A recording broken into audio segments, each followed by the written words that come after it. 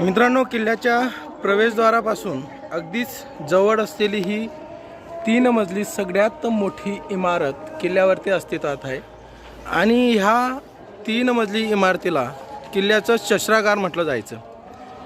राज्यातील संरक्षणासाठी असलेले महत्त्वाचे सगळी शस्त्र या 3 मजली इमारतीमध्ये तयार केली जात होती आणि ठेवली जात होती।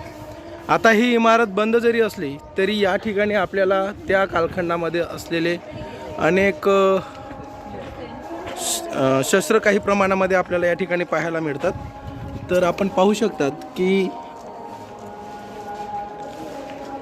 उखडी तोफा, ज्यांना आपण छोट्या तोफा म्हणतो, या छोट्या तोफाही या ठिकाणी आहेत। या तोफेसाठी असलेले तोफेचे गोळे, काही गोळे तुम्ही पाहू शकतात ते लोखंडाचे आहेत, काही दगडापासून बनवलेले तोफेचे गोळे आहेत आणि बाजूला जे तुम्हाला दिसतंय ते त्या कालखंडामध्ये वापरल्या जाणाऱ्या ज्या ठासणीच्या बंदुका असायच्या त्या बंदुकांचं या ठिकाणी तुम्ही पाहू शकतात।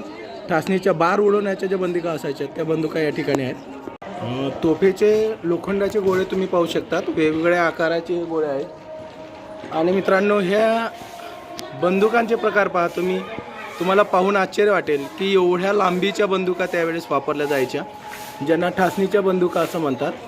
आणि अशा प्रकारचे शस्त्र ठेवण्यासाठी हा शस्त्रागार 3 मजली इमारत आहे आणि काही प्रमाणात शस्त्र आपण या ठिकाणी पाहत आहे।